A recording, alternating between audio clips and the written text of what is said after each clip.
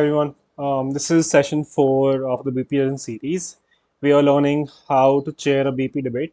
The last session we did deliberation as a wing. Chairing a BP debate has two parts to it. One is deliberation. You have to run the deliberation as a chair. You have to run it in a way that it gets the most out of it in the constraint that we have, which is 15 minutes.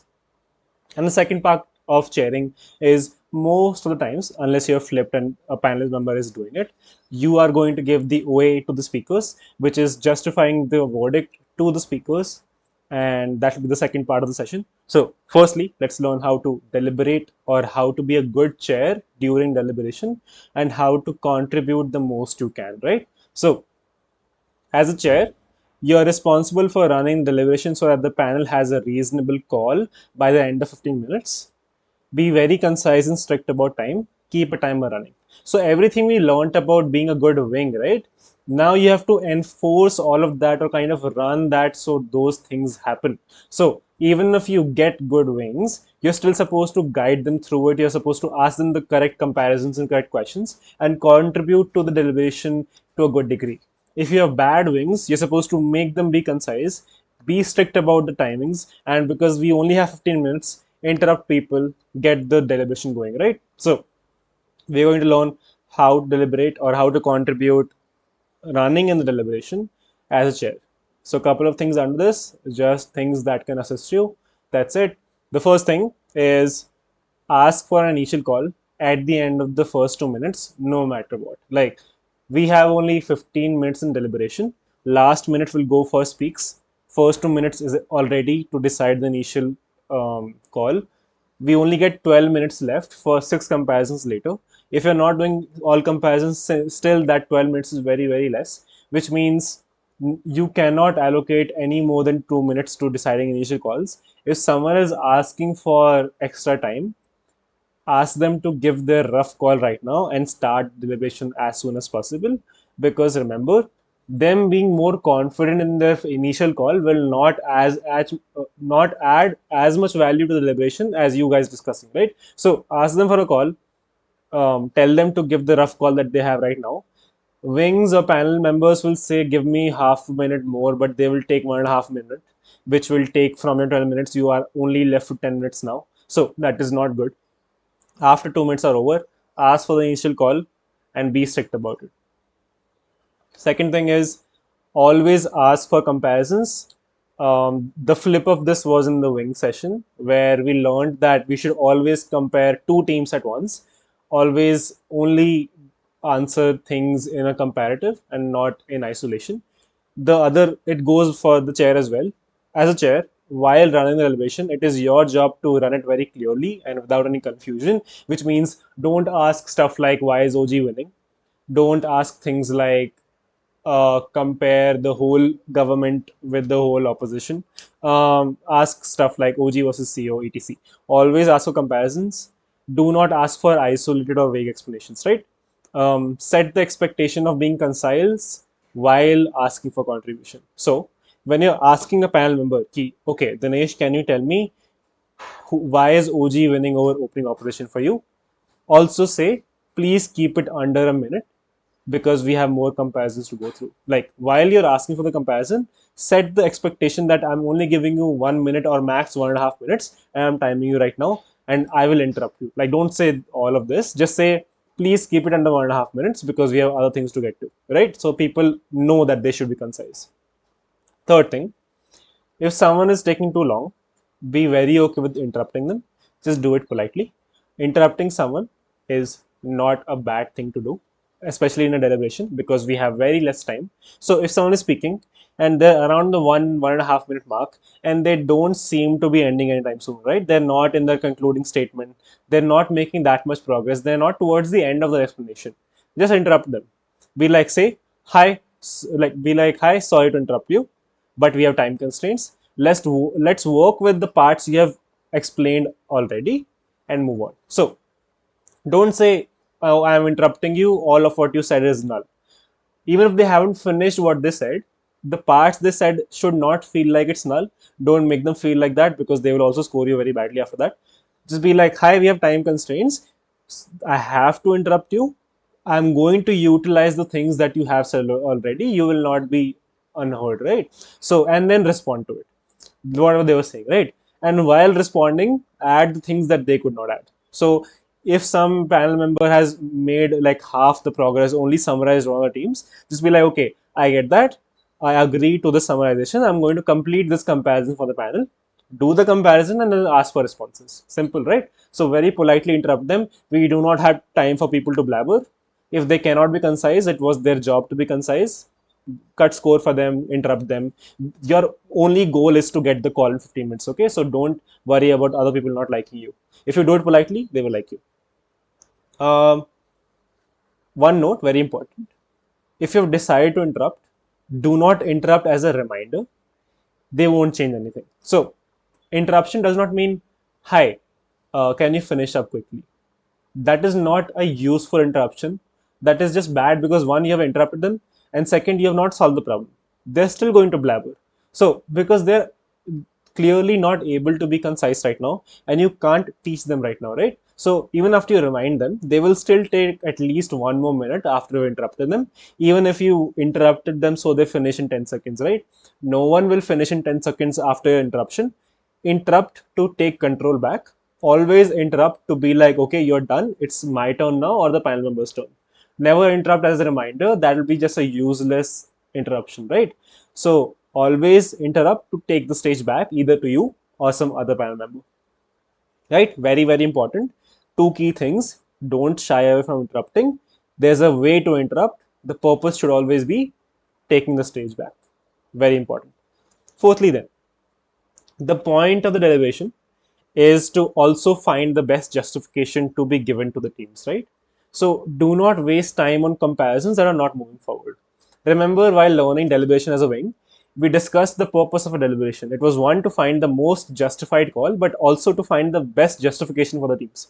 So let's say you only have one contention, right? In your call between a panel member, they have only CGCO flipped, right?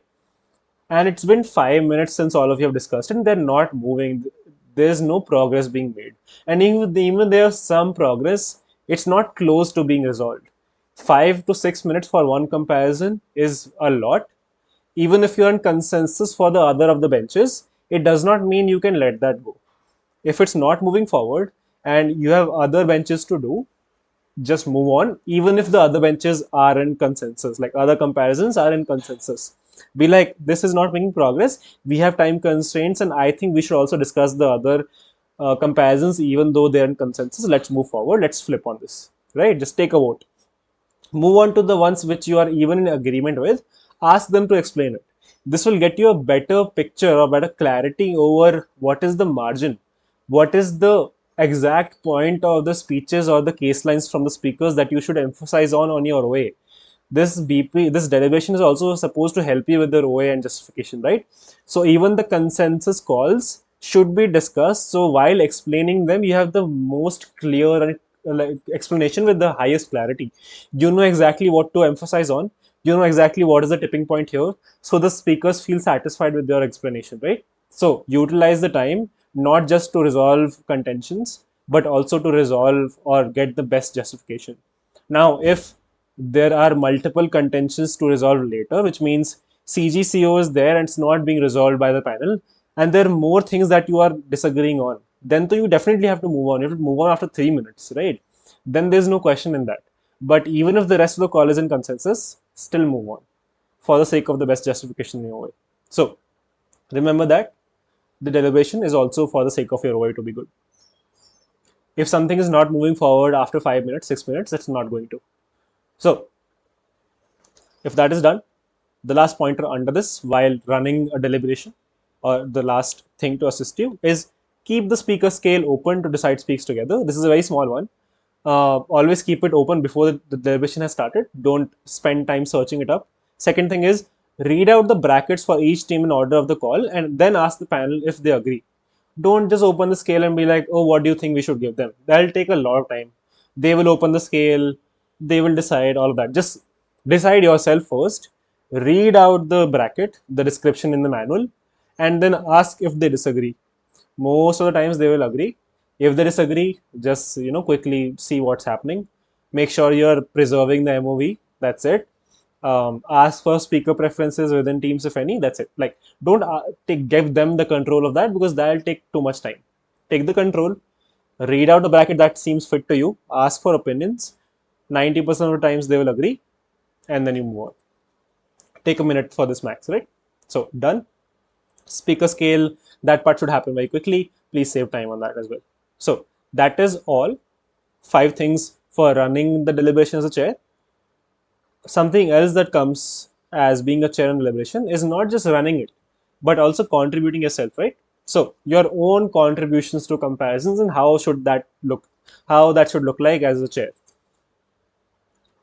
If you are following it till now, please take a pause before I move on. I am moving on, but maybe take a moment to make notes or just internalize what we discussed, right? But I am moving on now to contributions of a chair in comparisons. Very first thing, do not be just a moderator. Contribute with responses and resolutions yourself, which means don't just assign people comparisons. You are not supposed to be just a assigner. You're supposed to also be a judge in the panel, right? Your job is a chair, yes, but you're also a judge in the panel. So you should also do resolutions yourself. You should also do responses to other people's explanations. So don't just be like, okay, Dinesh, do OGO. Okay, Dinesh 2, give response to that. Okay, done. Dinesh 1, do you want to say something back? Don't just be a middleman. Contribute to things. I would advise the first comparison should always be done by the chair, because what you can do, you're expected to be the best judge here on the panel, right? What you can do is take the closest one, the most difficult one, and give your explanation firsthand, so that the most difficult comparison is getting the best, or possibly the best explanation right now, or the most concise one. If you Even if you're not correct, at least as a chair you're supposed to be the most clear, right? So the most difficult comparison will get a good start, and then ask for responses. So when you start yourself, at least in the most important ones, you will clarify some things without waiting for them to say something wrong, right? So you can just save time, get a head start on the most important comparison, and that way it'll be good. But in general, apart from this as well, please do respond to other panel members' explanations. Don't just make other panel members respond to each other. Also, please also in the middle as well, do resolutions yourself. Okay, we're moving on from OGO to OCO. I'll do it first and then you respond. Like, take the lead couple of times. Don't just be a middleman. A lot of chairs do this. Very annoying. Not great. Okay, that is out of the way. Don't be a moderator. Second thing now, don't be shy of flipping as a chair. It does not reflect badly on you. So same thing as a wing. As I told you, as long as you're giving justification of why you're flipping, it goes the same for the chair. The panel members won't think that you're shit. They will still score you well if you clarify why exactly you're flipping, right? All the standards of contribution that we discussed in the wing session, right? Ki how you should contribute, वगैरह. That also applies to a chair. Be concise, be precise, be direct, answer what is asked. Like in the chair's place, it will be respond to relevant things, whatever, right? So all the standards we discussed in the session of deliberation as a wing will also apply to you. Apart from that, these two things also apply. Don't be a moderator. Don't be shy of flipping. Simple. We are done with deliberation as the chair.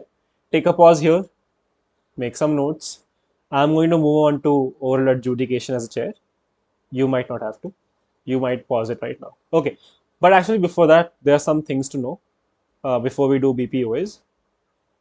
Uh, some things to know. One, in an out round, if you're a new judge and you don't know this, you only need the top two. Please do not get try to get the full call. I have been in out rounds where people want the full call for some reason. The chair wants the fourth position also to be clarified. Very annoying, very useless. Don't do it. Second thing, if your chair is bad, do not try to compensate for it. Nothing can be done now. Apart from some exceptions, as I discussed in the wing session, right?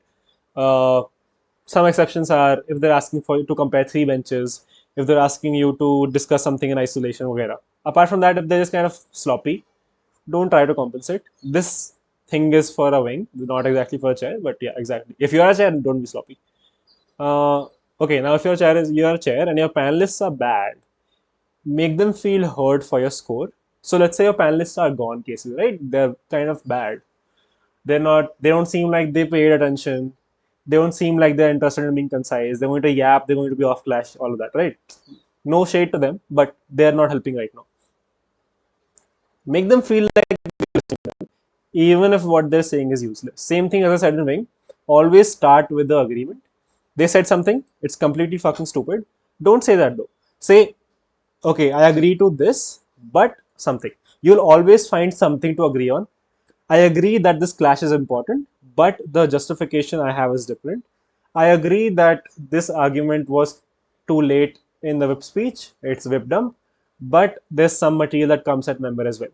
Always find some point to agree on, and then in your response, actually say something that should have been said by them, or like which is important, which they missed out, right? Don't make them feel like they are being bad because they will score you bad then.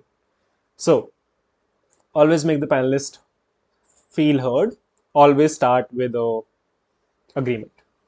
It will work very well in deliberations. It will work very well in your real life as well. Always start with agreements when you're eventually going to disagree. So, fourth one, be polite and nice. It is always helpful. This is true for a wing or a chair or anywhere at all. Just be polite. It will be helpful for your score as well and just you as a person. So that covers deliberation. So now we know how to be a useful chair in deliberation. We've discussed some things not to do and things that we should do. And that is it for deliberations. Now we're doing BPOAs, okay? BPOAs just has a couple of guidelines or things to assist you. Apart from that, if you do your job well in deliberation and judging the debate, it'll be fine. But starting BPOAs now, you can pause for some time to make notes, but I am moving forward to oral adjudication.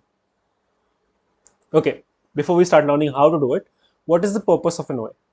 The first purpose is to communicate the reason behind the verdict to all the teams.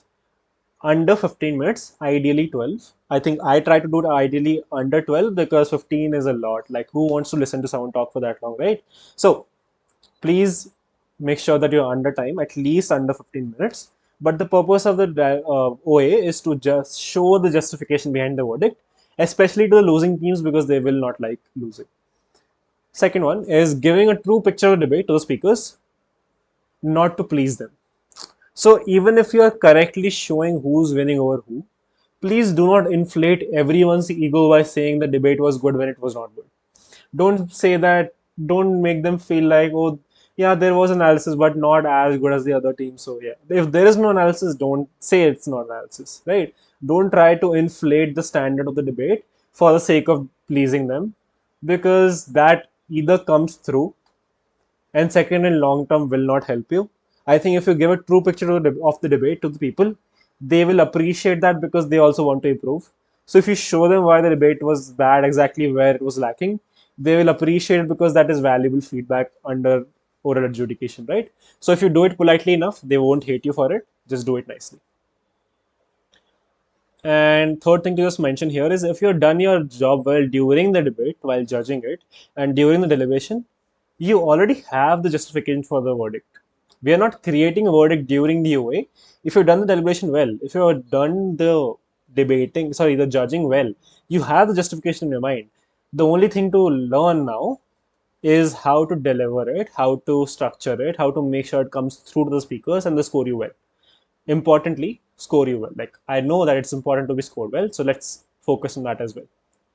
So let's get started with that. Getting the speakers to understand the justification. How do you do that? First thing is structure the OA. There are a couple of things under this. First thing, always go in a chronological order.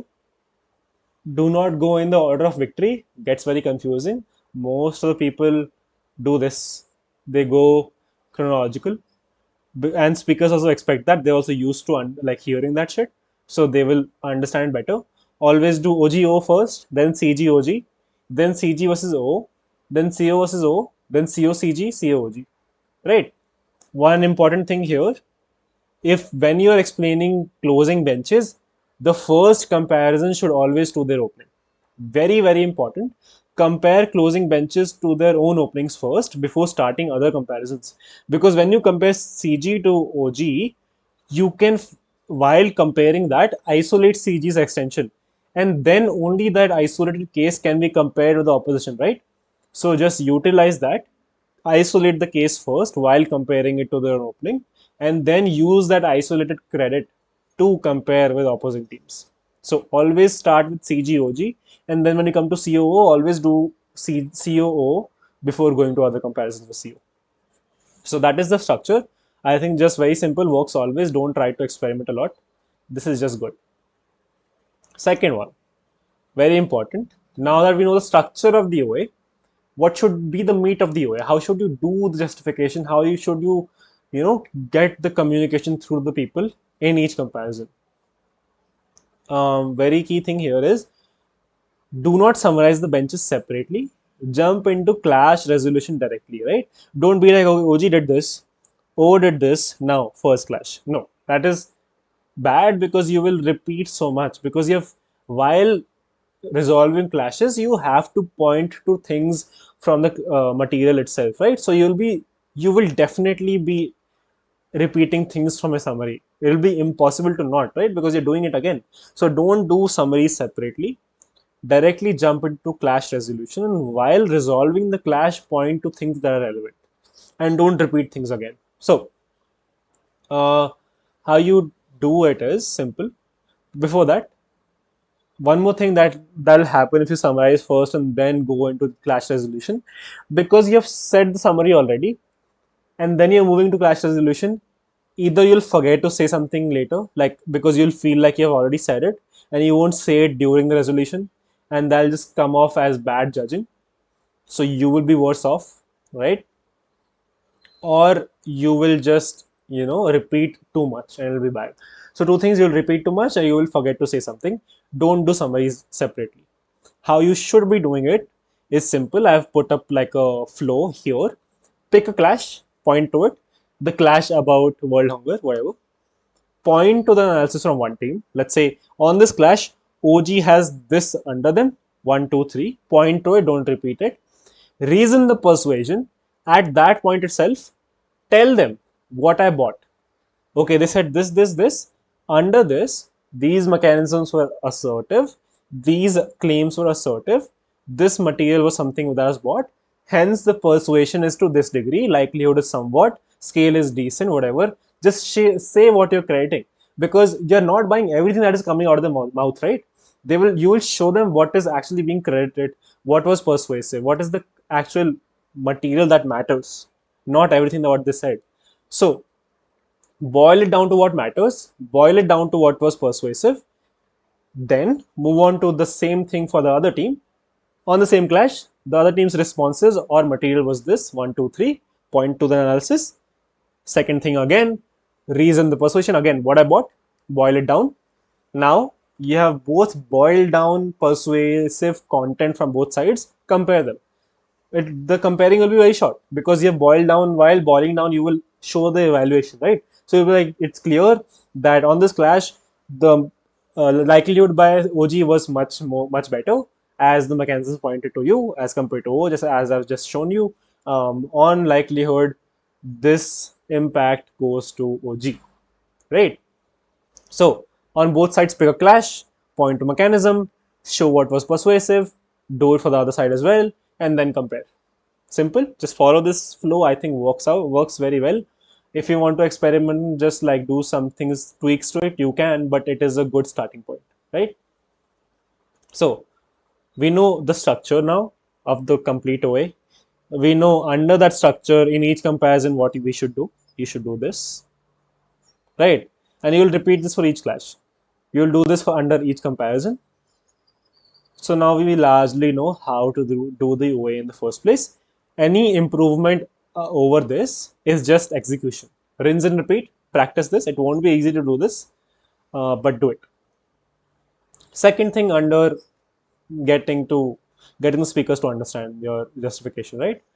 While resolving clashes, use metrics.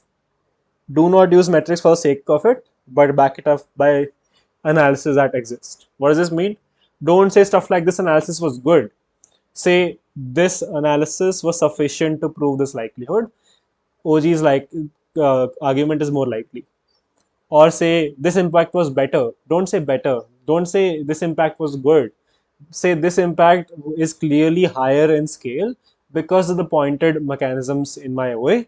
Hence, this case line or this argument wins over, or this clash goes to opening opposition. Use metrics in your OA. Don't say vague things like better, good, nice, or oh, this was explained very well. That is a horrible thing to say. Don't say that. Be like, this was more likely because of the mechanisms are pointed to you. Explained very well kya hota hai. So third thing then, getting the speakers to understand justification. Third thing under that is, at the end of the comparison, summarize the result of all clashes. Very simple. So after you resolve all clashes, at the very end say, okay, clearly the clash one on world hunger had the biggest impact as explained earlier. That clash goes to Gov. The rest two clashes were washed. Clearly, OG wins. Very simple. Of course, you'll do this. Not something new. Two questions under this. Question one is rephrasing mechanism to make it concise okay? So yes, that is true. You should, while pointing to mechanisms, not repeat the whole thing. Or let's say they said a mechanism in a very long way. They did not say any useful keywords, but you can say your own keywords to point to the same thing. Even these are not the exact words they said. If it's good in like if it's accurate in the essence, it is okay to do. You should do it because it becomes very difficult to point to mechanisms from novice teams when they're taking a long time to say a very small thing. So use your own keywords. As long as you're being true to the essence, they will notice that and they will not mind it. Right?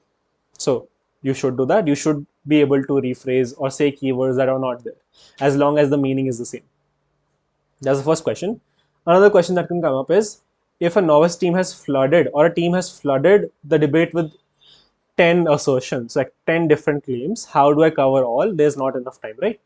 How you do this is, these 10 different assertions will definitely be able to group under similar clashes or similar impacts. They will not be able to find 10 completely unique impacts. These, some of them will be similar impact to each other. The first four will be somewhat the same. Group them under one clash or one impact umbrella and explain why each was assertive. So let's say the first four assertions were all towards, let's say, the free speech thing, right? So be like, on the clash of free speech from OG, first claim, it was assertive because there's no mechanism. Second was assertive because there's no mechanism. Rinse and repeat, right? Just point out there's no mechanism. You just talk about it for longer, but there's no logical mechanism. You're just repeating the claim again and again. You're assertive, assertive, assertive, assertive. This clash is a wash. Simple. Just make an umbrella for these assertions and get done with it. Right. Next thing under delivering an OA, very simple. How do you explain extensions? We have already seen in deliberation session that finding extension or justifying extension or isolating extensions is very, very important. Same goes for explaining extensions. If you do not explain extensions well, teams will not like your way. So how should you do it? First, isolate and explain what the extension exactly is. Explain if it is horizontal or vertical.